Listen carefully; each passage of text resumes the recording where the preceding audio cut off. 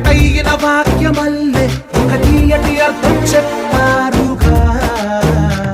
విడివిడిగా వెళ్ళు స్వరాలే కల కలిపిన రాగమల్లే ఒక కమ్మని పాటై నిలి